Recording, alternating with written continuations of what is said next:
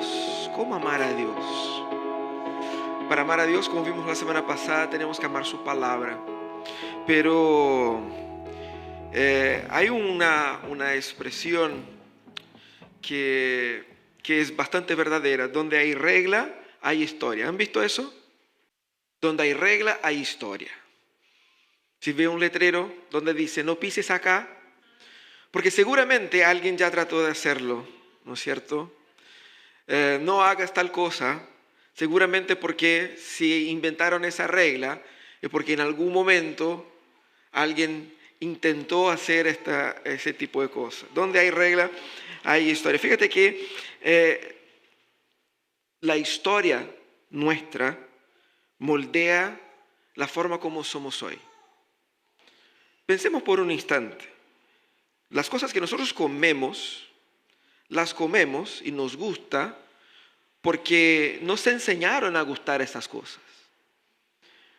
Podemos discutir el sabor y la calidad de los alimentos a nivel mundial, pero la comida de la abuela, de la mamá, la comida de la casa, la que aprendiste, esa tiene un valor para ti que no está en el criterio general de las personas. Tu historia te hiciste gustar de esas cosas. Y más, pensemos en la forma como nos vestimos, que refleja nuestra forma de ser, nuestra crianza, nuestra historia pasada y actual. Pensemos en nuestros gustos, en los lenguajes que ocupamos. Aquí probablemente la tita ya está hablando bastante chileno ya, pero cuando vuelve a su tierra y habla ahí en mexicano, como que es diferente. ¿Se han dado cuenta que cuando uno habla en otro idioma incluso cambia el tono de voz? ¿Cierto? La forma como nosotros hablamos es resultado de nuestra historia y las historias que nosotros contamos sobre nosotros, sobre quiénes somos, reflejan no solamente lo que somos, pero también lo que hicieron de nosotros y hacia dónde vamos. Seguramente usted puede hablar de sí mismo haciendo mención a que porque tu papá y tu mamá eran de tal condición, viviste en una casa así, tuviste una crianza. El hecho de haber sido creado con 4 hermanos, yo creo que el hecho de haber sido creado con 3 hermanos hombres, me hizo almorzar de una forma distinta. ¿Ah? Uno sabe, yo me acuerdo vívidamente de guardar la carne para el final, ¿no es cierto? Y todos tenemos ese hermano que es más pillo, ¿no? Y que de repente uno estaba ahí guardando, de repente ¡pum!, se la robaba. Entonces eso hacía con que uno genere formas de vivir resultados de su historia. La historia de uno es muy importante. Y nuestras historias, ellas crean el contexto en el cual vivimos. Y eso es hermoso. ¿En dónde vivimos? Nosotros vivimos en nuestra historia. Por eso vamos a hablar hoy día bastante sobre historia. Seguramente algunos de ustedes tendrán en la casa de la abuela un muro con las fotos de los nietos, ¿cierto? Ahí está. Es como son sus regalos. Los regalones tienen fotos. Los que no son regalones, ¿no es cierto? Una 3x4 chiquitita. Mientras más grande sea la foto, más querido es el nieto. Pero estas fotos, ellas cuentan ahí, esos recuerdos cuentan lo que fuimos, lo que somos. Esa es una pared real de la casa de mi abuela. El más chico ahí tiene más de 30, así que imagínense. Y de entre todos estos está obviamente ese galán, ¿cierto? Mira la hermosura. ¿Cierto? Ahí, sí. Fíjate que podemos hablar de historia, pero nosotros guardamos un poquito de la historia en el recuerdo. Usted hizo un viaje y se trajo un recuerdo, un imán, un vasito, una polera, qué sé yo, pero sacaste una foto. Cuando vuelves atrás y buscas las fotos antiguas, te encuentras con ese recuerdo y revives por un instante esas emociones. Te acuerdas de cosas del pasado. Los recuerdos son muy importantes, pero muchos de esos recuerdos no son solamente nostálgicos, como las fotos de familia, pero muchos recuerdos son también pedagógicos.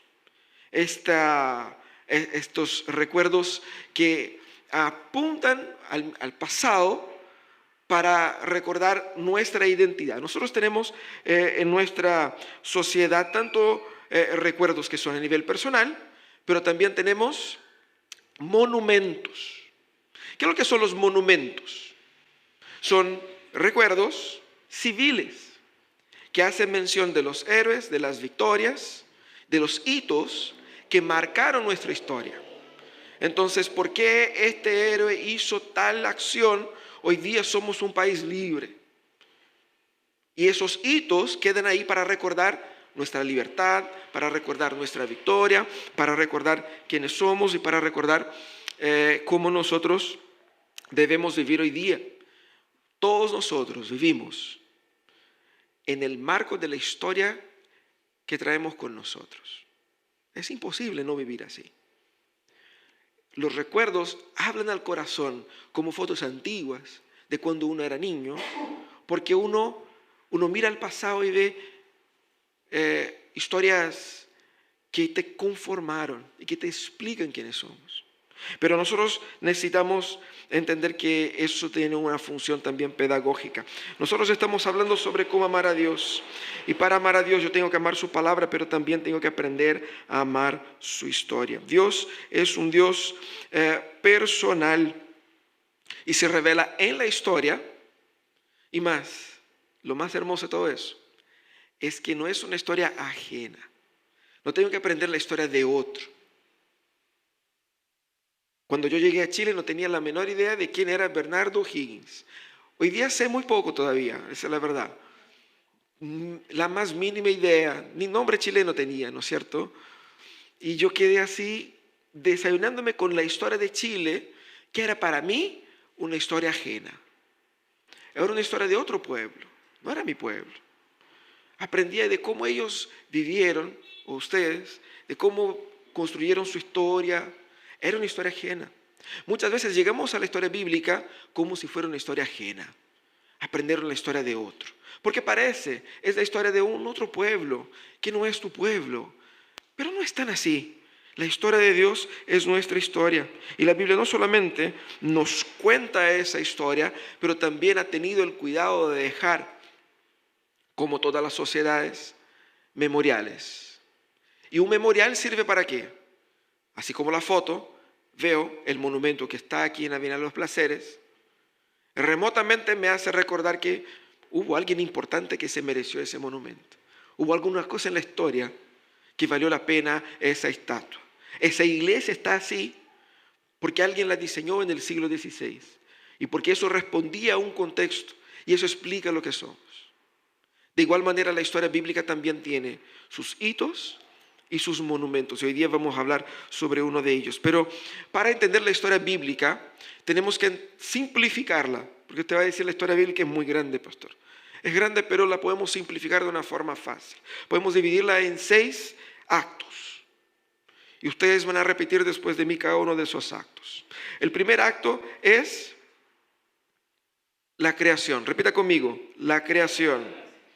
Todos ustedes, creación. Perfecto. En la creación es donde Dios da inicio y da contexto a todas las cosas. Las cosas son así porque Dios las creó así. Es en la creación donde Dios da propósito a todas las cosas. Entonces, si tú buscas un propósito para tu vida, regrese a ese punto de la historia donde Dios infundió propósito en tu existencia. El segundo acto, caída. En la caída es donde el ser humano decidió rebelarse con ese Dios creador y se desconectó de la creación. Eso explica todo el mal que está en el mundo. Usted le prende la tele, ¡pum!, vuelve a ese momento la historia. Por causa de ellos, estamos en la embarrada que estamos como sociedad. Por causa de ello, es porque estamos luchando con las enfermedades, con las muertes, con las guerras. Aquí está la causa. Por lo tanto, eso explica mucho de nuestra historia hoy. Volvemos al pasado y entendamos el presente. El tercer punto, Israel. Ustedes. Israel. Esa es una parte grande de la historia porque te va a decir, ¿cómo es esa historia? Después de la caída, Dios dijo al hombre que Él traería un redentor que destruiría el poder del pecado. Él hizo eso ¿cómo? Formando un pueblo. Él hizo un pacto con ese pueblo. Y Él prometió que por medio de ese pueblo, Él iba a traer redención a su creación. Él forma ese pueblo y establece un pacto con ese pueblo. En ese pacto hay una promesa de tierra, hay una promesa de un reino en el cual un rey vendría y ese reino lideraría el orden en el cosmos perdido por la caída. Toda la historia de Génesis 4 hasta el final de Segunda Crónicas, que es el último relato histórico del Antiguo Testamento, o podemos decir ahí, ¿no es cierto?, los libros de Daniel o de Nehemías y Esdras. Todo ese periodo histórico del Antiguo Testamento antes de Jesús cuenta la historia de este pueblo que Dios está ahí, podemos llamarlo así, de esta iglesia que Dios formó para ser instrumento de redención en el mundo. Como ustedes ya saben, no hay spoiler acá, ellos fracasaron, ellos desobedecieron, ellos fueron incapaces de cumplir ese pacto. Pero el pacto de Dios para redimir su pueblo no se perdió. Y el rey venidero igual vino, es el cuarto acto, que es donde llega Cristo. Más fuerte, Cristo. Con más entusiasmo, ¿no? Llega Cristo, ¿cierto? Cristo es el Mesías prometido desde Génesis 3, que fue prometido para todo el pueblo. De hecho, el Señor dijo a Abraham que él sería una bendición para todas las familias de la tierra, no por medio de Abraham solamente, por medio de Cristo. También dijo a David que David tendría un heredero que se sentaría en el trono y reinaría para siempre. No es que iba a tener una línea sucesoria eterna, no, él reinaría para siempre. Claramente está hablando de Cristo. Y vino Cristo. Cuando Cristo viene, Cristo, ¿qué es lo que hace? Él establece el reino. El reino de Dios ha venido. ¿Qué es lo que predicaba Jesús al evangelizar? Abre tu corazoncito para mí. Eso es lo que decía. No. El reino de Dios ha llegado. Arrepiéntanse. ¿Qué reino de Dios? Ese reino que Dios había prometido, el reino que iba a traer orden a todo el caos, que iba a deshacer la caída. Eso predicaba Jesús. ¡Qué fantástico! Y cómo Jesús daba muestras de que Él era el que iba a deshacer la caída. ¿Qué es lo que la caída produjo? Enfermedades. ¿Qué hacía Jesús? Sanaba. Producía odio. ¿Qué hacía Jesús? Amaba. Produjo muerte. ¿Y qué hizo Jesús? Resucita. Él era el reino. Él era el que estaba deshaciendo la caída en la historia humana. El reino ha llegado. Cristo vino, establece su reino y luego envía su iglesia. Quinto acto. Nosotros estamos acá. Fíjate que no es una historia ajena, es nuestra historia. Es la historia de la iglesia presbiteriana Pródigo, es la historia de Juanito, del Pozo, de la Yossi, de la Tita, del Bastián, es nuestra historia. Estamos acá en ese acto. Cristo envía a la iglesia, su pueblo. Ojo, ¿no había un pueblo en el Antiguo Testamento? Sí, acá estamos. Porque de hecho la promesa que Dios hizo a Abraham se cumple también en la iglesia. Porque Dios dijo, Jesucristo dijo, que por medio de Abraham, aquellos que por la fe en Cristo son hechos hijos de Abraham, son parte del mismo pueblo que Dios usa para hacer luz para las naciones. Estamos acá. Y esta iglesia está caminando ¿hacia dónde? Hacia el retorno del rey. No es el Señor de los Anillos, ¿cierto? Es el verdadero rey. Aunque tenga mucha inspiración bíblica, y de verdad Tolkien tiene una profunda inspiración bíblica, sobre todo en los libros anteriores, nosotros vivimos en esa expectativa. De manera que podemos enfrentar las angustias de la vida presente con otra perspectiva. Si yo entiendo la historia, si yo entiendo dónde estoy, entiendo lo que va a pasar. Y eso es muy importante. Sabemos lo que va a pasar. Sabemos que controla la historia. Por eso es importante conocer la historia bíblica. Hay un texto en Josué capítulo 4, versículos 1 a 9 y después 19 a 24, que es lo que vamos a meditar. Y el versículo 21 y 22 dice, en el futuro, cuando sus hijos les pregunten por qué están aquí estas piedras, ustedes responderán, porque el pueblo de Israel cruzó el río Jordán en seco. Vamos a leer ese texto ahí, pero seguramente si usted no está familiarizado con esa historia, vamos a dar un poco de contexto, ¿ya? Pero primero vamos a leer el texto. Permítame, abra su Biblia en Josué capítulo 3. Vamos a abrir ahí Josué capítulo 3. Yo voy a leer para ustedes los versículos 14 al 17, para que tengan solamente una idea. Dios formó un pueblo con Abraham. Después vino Isaac, Jacob. Con Jacob fueron a Egipto, la historia de José de Egipto, ¿cierto? Pasaron ahí, ¿cuántos años? 40, no, 400 años ahí. Y los egipcios lo habían esclavizado. Y el Señor va y los libra por medio de Moisés. ¿Conoce la historia de Moisés? Éxodo, arranca el pueblo y el pueblo pasa por el Mar Rojo, se encuentra con el desierto. Y en el desierto, por sus pecados, quedan dando vuelta por 40 años. 40 años después, una nueva generación está lista para conquistar la tierra prometida. Y ellos están aquí en esa historia, en el último cruce, en la última frontera para entrar en tierra derecha de enfrentamiento con las naciones que habitaban la tierra que Dios les había dado. El río Jordán era la última frontera geográfica que les impedía de acercarse a ellos. Estamos hablando que aquí era una población de más de 1 millón y medio de personas. Imagínense, 1,5 millones de personas acercándote a tu frontera. La nación más cercana ahí, que estaba en Jericó, ellos estaban seguros porque ellos están al otro lado del río, hay un río ahí. ¿Y cómo 1 millón de personas va a cruzar un río? Algunos soldados, algunas personas te compro, pero 1 millón de personas no, eso no va a pasar. Ellos estaban tranquilos. Más allá tenían una ciudad amurallada, todo bonito. Y el Señor dijo, mira, así como ustedes cruzaron el Mar Rojo, ustedes van a cruzar ese río a los pies secos. Mira lo que dice el Señor capítulo 3, versículo 14. Dice, cuando el pueblo levantó campamento para cruzar el Jordán, los sacerdotes que llevaban el arca del pacto marcharon al frente de todos. Ahora bien, las aguas del Jordán se desbordan en el tiempo de la cosecha. A pesar de eso, tan pronto como los pies de los sacerdotes que portaban el arca tocaron las aguas, éstas dejaron de fluir y formaron un muro a gran distancia, más o menos a la altura del pueblo de Adán, junto a Zaretán. A la vez dejaron de correr las aguas que fluían en el mar del Arabá, es decir, al mar muerto. Y así el pueblo pudo cruzar hasta quedar frente a Jericó. Por su parte, los sacerdotes que portaban el arca del pacto del Señor permanecieron de pie en tierra seca en medio del Jordán, mientras todo el pueblo de Israel terminaba de cruzar el río por el cauce totalmente seco. En ese momento, Dios tuvo una brillante idea. Todavía no existían las cámaras fotográficas y no había cómo sacar fotos, ni hacer grabaciones, ni nada por el estilo. Pero el Señor quería inmortalizar ese momento. Porque como todos hitos son pedagógicos también. ¿Qué hizo el Señor?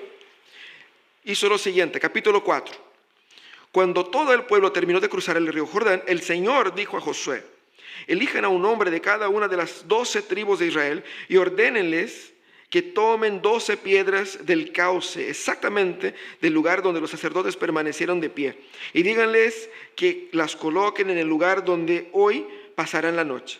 Entonces Josué reunió a los 12 hombres que había escogido de las 12 tribus y dijo, vayan al centro del cauce del río, hasta donde está el arca del Señor su Dios, y cada uno cargue al hombro una piedra. Debiera ser grande, pero no tan grande al punto de que cada hombre pudiera cargar ahí, ¿no es cierto?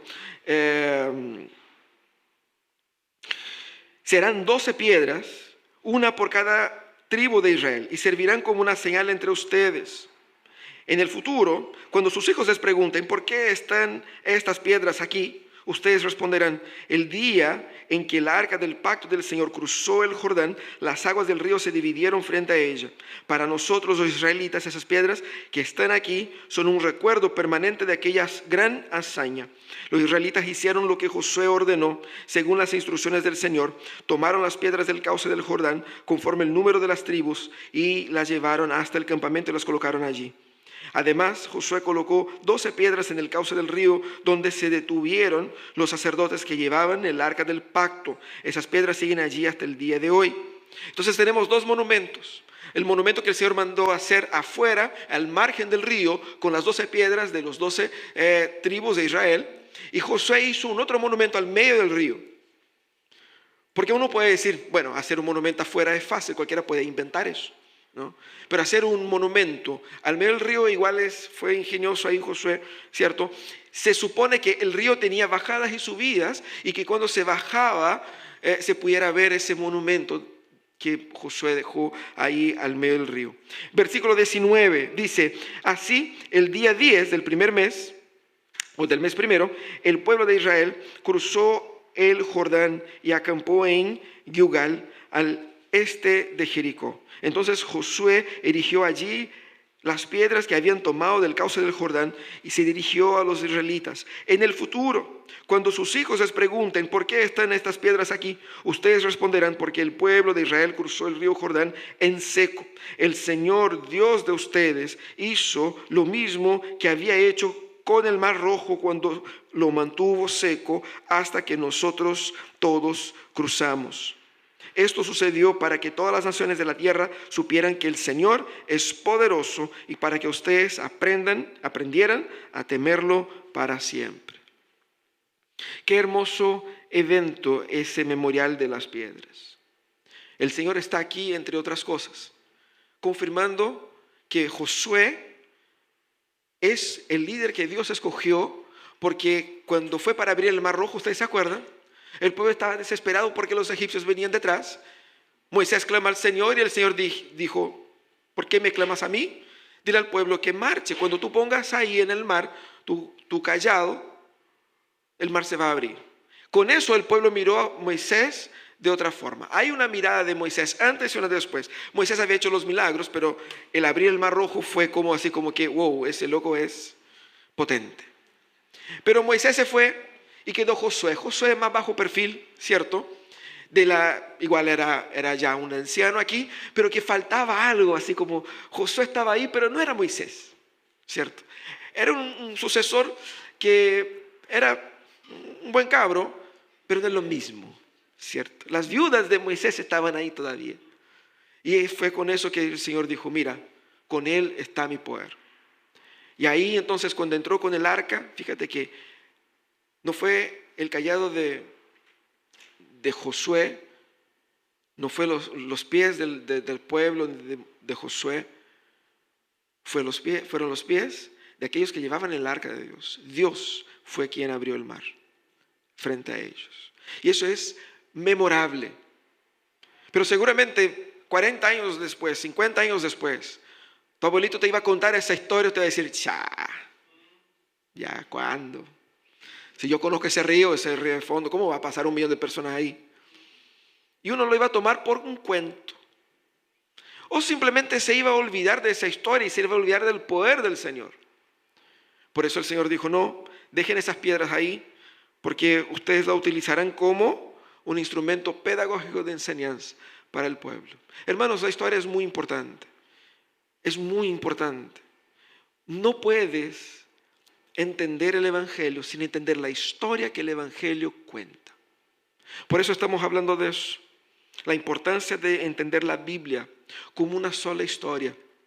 La importancia de entender ese relato y ver que la Biblia es también una especie de monumento que apunta hacia quienes somos. Y que por explicar quiénes somos, nos da claridad de hacia dónde vamos. ¿Cómo nosotros podemos, a la luz de esa historia de Josué y de ese monumento, de ese memorial, entender la importancia de la Biblia como una sola historia? Él deja clarito aquí en ese evento, 3 conceptos que debemos entender con relación a la historia bíblica y con relación a la redención bíblica. Primeramente, debemos entender que la redención es un evento histórico. ¿Por qué digo eso? Porque nuestra tendencia es de pensar la salvación como concepto. Te ha dicho que tú tienes que tener fe en una idea, fe en un concepto, fe en un sentimiento, pero no es así. Yo no tengo que tener fe que yo nací el 5 de enero. Yo sé y tengo pruebas. ¿Habrán falsificado mi certificado de nacimiento?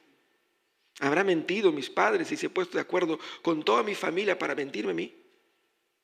Esta semana veía a una persona que se iba a casar y estaba ahí en el junto a su señora en el registro civil. Y de repente en el registro civil, esa persona descubrió que no había nacido el 26 de marzo, ponte tú, era otra fecha, no me acuerdo cuál, sino que había nacido el 27. Toda la vida había celebrado su cumpleaños el 26.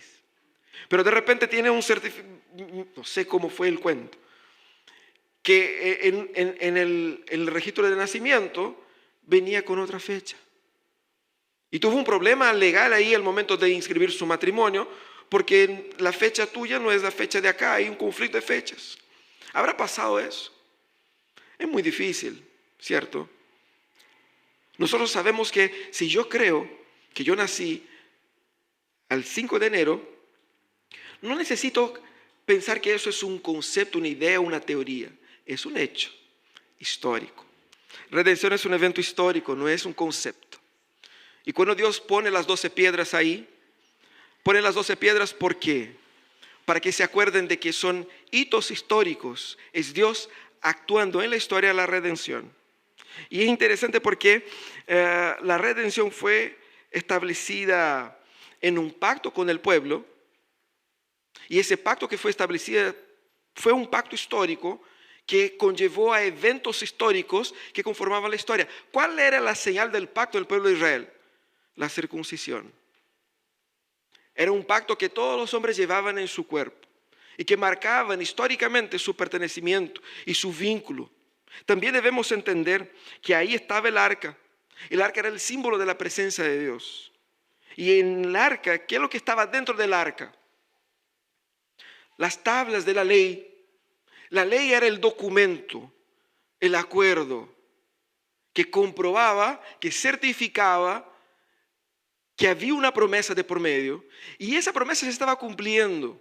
Y Dios estaba mostrando que esa promesa se estaba cumpliendo cuando los saca de Egipto, cuando abre el Mar Rojo, cuando los sustenta por 40 años. Y ahora nuevamente se estaba cumpliendo cuando abre el río Jordán. Ellos estaban experimentando hechos redentivos de Dios. La redención, hermanos, no es simplemente librarse del infierno futuro. Ese libramiento vendrá porque otros libramientos en la historia ya fueron realizados. La redención es una experiencia histórica, vívida, a cada día. No pensemos en la salvación o en el cristianismo simplemente como ideas, como teorías, como conceptos, que tú puedes creer o no. ¿Por qué? Porque si nosotros estamos hablando de que la redención es un hecho que se dio en la historia, no creer en hechos históricos me hace ser una persona que o es muy tonta o tiene otra agenda. Ese es el punto acá. Nosotros debemos entender que la redención es sí o sí un evento histórico. La salvación de Dios es conocida por sus hechos en la historia. Y cuando nosotros entendemos la redención como un evento histórico, veremos la redención no como algo externo a mí, no como un concepto nuevo, no como una idea, sino como un hecho tan seguro que es el hecho de que yo nací el 5 de enero. No tengo por qué dudar de eso. Tengo pruebas que lo confirman. Y el Señor quería que el pueblo entendiese eso. La salvación se estaba realizando y se está realizando. La redención también es un evento pedagógico. El Señor pone las piedras y instruye a Josué que dijera y que orientara al pueblo. ¿Para qué sirven esas piedras? Para que ustedes, años después, pasen por acá y sus hijos les pregunten, papá, ¿qué son estos? Mira, esas piedras están aquí porque un día, muchos años atrás, nosotros estábamos al otro lado del río y el Señor nos había dado esa tierra y el Señor nos hizo cruzar el río a pies secos. ¿Y sabe cómo sé? Porque esas piedras que están aquí estaban en medio del río. Donde se detuvieron el arca del Señor, de ahí sacamos esas piedras. ¿Y por qué son 12? Porque son nuestra historia. Uno para cada tribu, todos nosotros. Es un evento claramente pedagógico. La cantidad de piedras, el origen de las piedras, el lugar donde estaba, el contexto, todo eso. Y fíjate cómo eso es importante. Además de construir el monumento, ellos debían cuidar de transmitir a las siguientes generaciones lo que el monumento significaba. Para hacerlo, ellos también tenían que entender que ese monumento era un monumento que contaba una historia de redención. Hermanos, ustedes no pueden enseñar a sus hijos sobre quién es Jesús sin que ustedes entiendan la historia de dónde Cristo vino y hacia dónde Cristo va. Hay que entender. Aquí el llamado es a experimentar ellos mismos la amplitud del significado de lo que estaba pasando. Porque nosotros podemos pasar por grandes hitos en la historia, pero como desapercibidos, no nos damos cuenta de lo importante que era ese momento, de lo marcante que era ese encuentro. Podemos tomarlo como un momento más. Y el Señor dijo, ese momento es un momento especial. Y para eso el Señor creó un ritual. El ritual de que 12 hombres, uno de cada tribu, iba al medio, iba a sacar un ritual. Cuenta una historia, mostrando que ese momento es importante. Yo tengo que entender la importancia de los hitos históricos de Dios, los hitos redentivos de Dios en la historia. Porque no era una historia ajena, era nuestra historia. Esa historia no es una historia ajena a ti. Porque es por causa de que el pueblo de Dios cruzó el río Jordán, conquistó la tierra, la dominó. Por medio de ese pueblo, por medio de esa historia, viene el Mesías que nos salvó y que nos reúne acá y que ha hecho de nosotros su cuerpo. Por lo tanto, nosotros estamos aquí viviendo algo que es parte de nuestra historia y debemos entender su significado. Y ahí es donde vemos aquí el lugar del símbolo en la educación. Nosotros tenemos muchos símbolos en la iglesia cristiana. El símbolo apunta hacia un milagro. El milagro de haber cruzado el mar o el río en seco. Pero no era el milagro el mensaje. El mensaje era la redención que Dios estaba obrando por medio de estos milagros. Y más, nosotros vemos este símbolo que Dios estableció ahí, ese pequeño monumento. No sabemos el tamaño de las piedras, deben ser piedras cargadas, si en el hombro debieran ser grandes, ¿no es cierto? Ahí ellos escogieron ahí los crossfiteros ahí de Israel, los más fuertes, los más grandotes, ahí vayan allá, cada uno trae una piedra y la ponemos acá. No debería ser algo muy, muy gigantesco, claramente, pero era un símbolo. Y símbolos son importantes para enseñarnos. Nosotros también tenemos símbolos. Tenemos aquí la mesa del Señor, que es un símbolo. Cristo la instituyó con el mismo propósito, para apuntar hacia su redención. De la misma manera que ellos tenían ese símbolo para recordarles que era el Señor quien salvaba, nosotros también tenemos un mejor símbolo para recordar que el Señor quien salva. Nosotros tenemos la cena del Señor como el recordatorio pedagógico de que en un momento de la historia Jesucristo partió su cuerpo y derramó su sangre. Es histórico. Y yo tengo que recordar eso. Y aquí los padres deben ahí, al momento de la cena, explicar a sus hijos, ¿qué es eso? ¿Por qué hacemos eso? ¿Cuál es el significado del pan y del vino? ¿Por qué comemos eso? Y que sean capaces de enseñar, así como aquí en Israel ellos debían enseñar a sus hijos. Nosotros hacemos eso para recordar que somos libres por medio de este Redentor. Ahora, tenemos también el bautismo. Y fíjate cómo el bautismo y la Santa Cena se unen acá.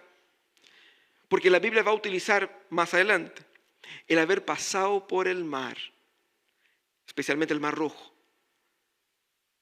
como una especie de bautismo. Ellos fueron bautizados cuando cruzaron el mar. ¿Cuál es el elemento físico que utilizamos en el bautismo? El agua. Al cruzar el agua, ellos fueron bautizados en el mar, como dijo. Ellos dejaron atrás la esclavitud e ingresaron a la tierra de la libertad. ¿Qué es lo que es el bautismo? Yo dejo atrás mi historia pregresa e inicio una nueva vida con Jesús. Ese es el símbolo del bautismo. De igual manera, el símbolo del sacramento de la Santa Cena representa ese pertenecimiento como pueblo de Dios, que juntos, unidos como pueblo de Dios, disfrutamos de Él. Nosotros debemos entender que hay una labor paternal evidente en el texto. Porque él habla directamente a los padres. Y ustedes, padres, cuando sus hijos les preguntan, es un deber que comienza primeramente en la familia. Y el deber de la enseñanza de la historia de Dios comienza en el hogar. Porque si usted muestra las fotos de tu abuelo, de tu abuela, y usted dice, mira, ese es el tata. Este es quién eres tú, tu historia, para bien o para mal. Aquí están tus ancestros. Cuenta algo de ti. Pero qué feo sería si usted simplemente omitiera todo un lado de la familia, intencionalmente. Cuando fuera el encuentro familiar, los niños iban a decir, ¿y estos quiénes son? No hablemos de eso. Sería raro, ¿no? Sería raro. Es necesario conocer su historia. Y ustedes tienen el deber de enseñar a sus hijos su historia, porque es la historia de ellos también. No es un cuento de hadas inventado por nosotros para vender un concepto espiritual. Es la historia de la humanidad. Explica por qué ellos son así, por qué ellos están luchando con los pecados de ellos. ¿Por qué ellos no pueden hacer eso lo que quieren hacer? ¿Y por qué tienen que hacer ese otro? ¿Por qué? Aquí la historia explica quiénes son. Y los padres son los primeros en responder a eso. Pero el monumento acá no era un monumento paternal. El monumento ciudadano, o sea, toda la comunidad tenía que preservar esa historia. Toda la sociedad tenía que responder a esa historia. Porque era la historia de la sociedad, era la historia del pueblo. Contar la historia de Dios nos ayuda a entender y tener ese sentido de pertenecimiento con lo que Dios está haciendo, con su pueblo. Eso es lo que somos su pueblo. El pueblo que está siendo unido en Jesús para dar orden a ese mundo caótico. Esa es la esperanza, esa es la historia, esa es nuestra identidad, eso es lo que somos. Por eso la redención es un evento también pedagógico, pero no solamente es un evento histórico, no solamente es un evento pedagógico, pero también, y por todo eso, tiene que ser un evento global. Porque usted va a decir, pastor, muy bonita esa historia, pero es la historia de tu familia, es la historia del pueblo de Israel. Y yo no soy judío ni israelita, yo vengo de otra rama, de otro lado, soy gentil, no es mi historia. ¿A qué no nos importa a nosotros en abril de 2024 que miles de años atrás un pueblo ajeno a nosotros hayan hecho un monumento chiquitito? Por más maravilloso que sea el milagro, ¿qué nos importa a nosotros? ¿Qué nos afecta a nosotros? A veces nosotros tratamos la Biblia con una distancia, como si fuera algo que es ajeno a nuestra realidad y no tan importante como mi historia cercana, como mi origen más directo. Pero no es así. El Señor mismo dice ahí que ese monumento tenía un propósito también para todas las naciones. Él lo dijo claramente. Él dijo ahí al final del capítulo 4, a los últimos versículos, y dice, esto sucedió para que todas las naciones de la tierra, ojo, él no dijo, esto sucedió para que las naciones del sector teman ustedes. No era una finalidad pragmática, así como que voy a construir ese monumento, ellos van a reconocer eso y se van a asustar y va a ayudar en la conquista de la tierra. Ojo. El Señor dice, para que todas las naciones de la tierra supieran que el Señor es poderoso. Eso afecta no solamente al pueblo de Israel, a la nación de Jericó que estaba ahí, a la ciudad de Jericó que estaba ahí, y a las ciudades de la época que iban a ser conquistados por los judíos. No era pragmático. La razón por la que ese monumento es importante es porque la redención que ese monumento apunta afecta a todos. Porque este Señor es Señor de todos. Los iranianos y los israelitas pueden pelear lo que quieran, pero quien gobierna este planeta es quien lo creó, es Jehová. Y la buena noticia del Evangelio es una buena noticia para musulmanes, para judíos, para postcristianos del mundo secular occidental, para la nueva ola mística que cree en todo tipo de cosas que se mueve menos en el Evangelio. El Señor reina. Y esa es una noticia para todos. Es como si nosotros dijéramos, no, la gravedad es un hecho solamente para aquel que la cree. Usted sería tomado por un tonto si creyera eso. Cualquiera pudiera decir, no, la gravedad no es solamente para aquellos que la creen en ella. Una invención de los cientistas para obligarnos a vivir así, a caminar de esa forma. Tú puedes volar, vuela.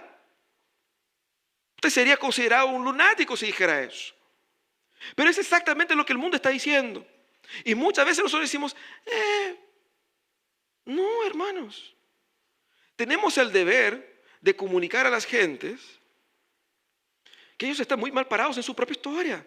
O sea, entienda cómo el mundo funciona. ¿Qué es lo que es predicar el Evangelio? Es decir a la gente, hermano, despierta.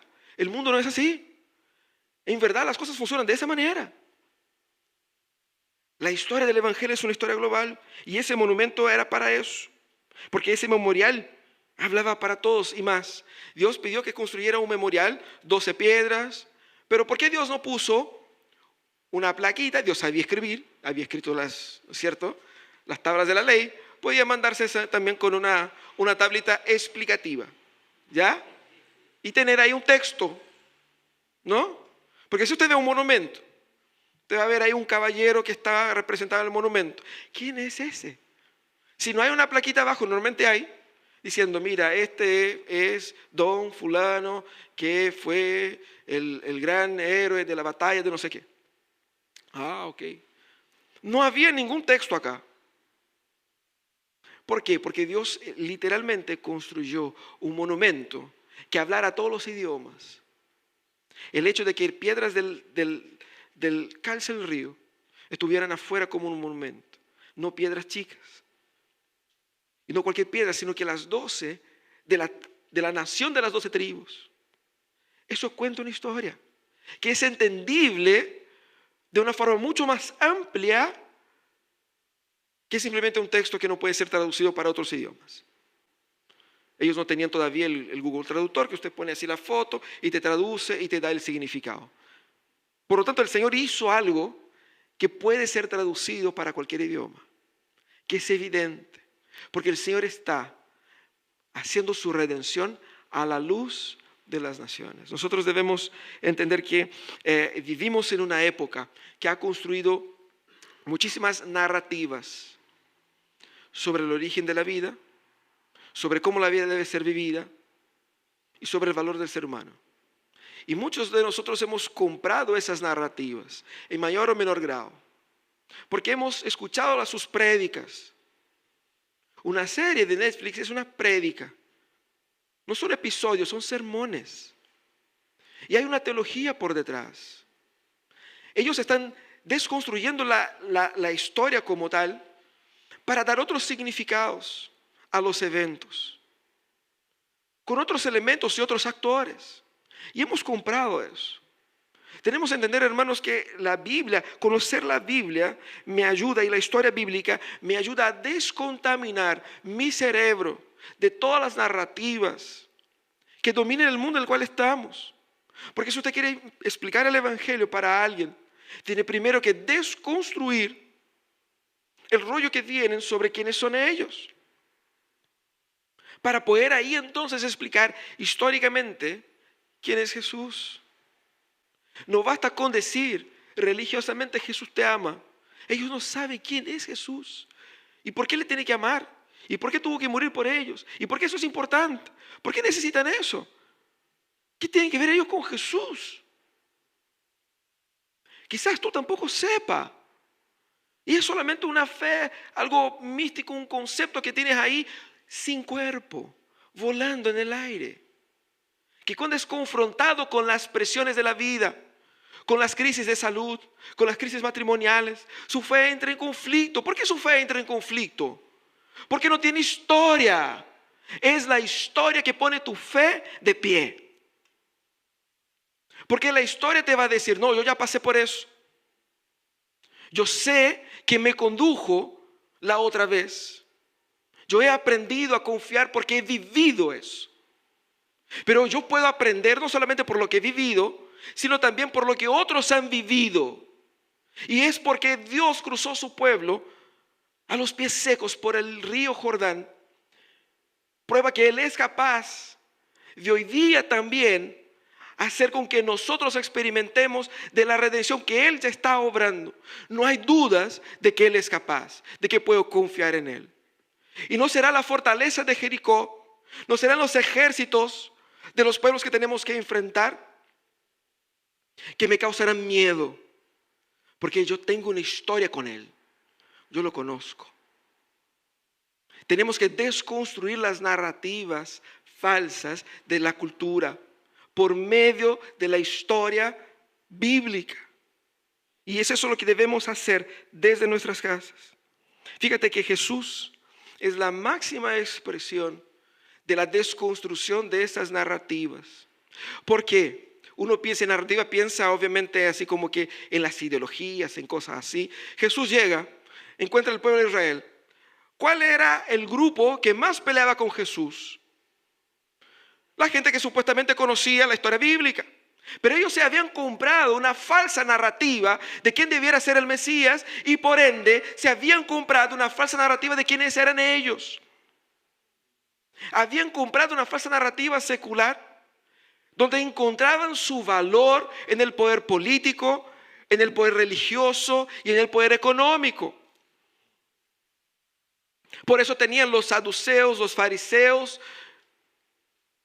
Nosotros vemos a esos grupos políticos peleando porque ellos tenían una narrativa de quiénes eran el pueblo de Israel. Cuando Jesús viene a predicar, ¿qué es lo que Jesús está haciendo? Contando la historia bíblica. Usted se acuerda que Jesús resucitó y iba caminando con 2 hombres, camino a Emaús. ¿Qué hace Jesús? Viene contando por qué el Mesías era el que estaba en la cruz, pero no contando los relatos de los últimos días y meses. Él vino contando la historia desde el pasado. Mira, hermanos, mira la historia con atención y entenderás lo que pasó. ¿Cómo predicamos el evangelio para nuestra cultura? Contando la verdadera historia de esa cultura. Eso es lo que necesitamos entender. Hermanos, nosotros necesitamos primeramente regresar a la historia bíblica, regresar a la verdad bíblica, regresar a la Biblia y leer esos textos, regresar a estos momentos en los cuales Dios cuenta su historia a su pueblo. Necesitamos nosotros también recordar todas esos hitos salvadores de Dios en la historia, en los cuales Dios nos regala estas fotos de eventos donde Él revela su poder y su salvación. Y recuerda, hermanos, la historia bíblica o la Biblia no es una colección de pequeñas historias morales, donde en cada una de ellas voy a encontrar un héroe y un principio al cual obedecer. No. De la misma manera que la historia de su familia no es una colección de pequeñas historias morales. Porque te va a decir, de repente hay cosas que hicieron tus padres que usted no quiere que sus hijos sepan porque no estaba bueno. Es mejor que no sepan. No, cierto. Pero el Señor, en su sabiduría, puso en su palabra algunas historias que quizás sus autores no quisieran que las futuras generaciones supieran. Pero el Señor sí. Porque el Señor no estaba preocupado con el estatus de nadie. El Señor estaba preocupado con la pedagogía que esas historias generarían en los demás. Y Él preserva esas historias ¿para qué? Para que yo sepa cómo es mi corazón. Porque el corazón de mi abuelo hizo eso. Mi corazón no es tan distante de Él. No significa que tenga que caer en los mismos pecados. Pero que vengo del mismo lado.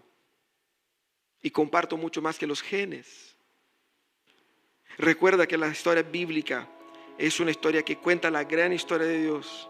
Y cuente esas historias a sus hijos. Cuéntalas constantemente. Haz de ellas tu historia, la historia de tu familia. Eso es lo que somos.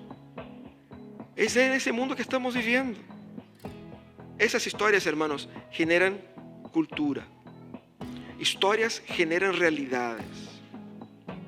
Y cuando nosotros contamos a nuestros hijos, ellos pasan a ser parte de eso. Cuando nosotros contamos a nosotros mismos, descubriremos que estas historias nos transforman. Por eso debemos nosotros aprender a amar a Dios por medio de la historia bíblica. Cierra tus ojos, vamos a orar. Vamos a pedir.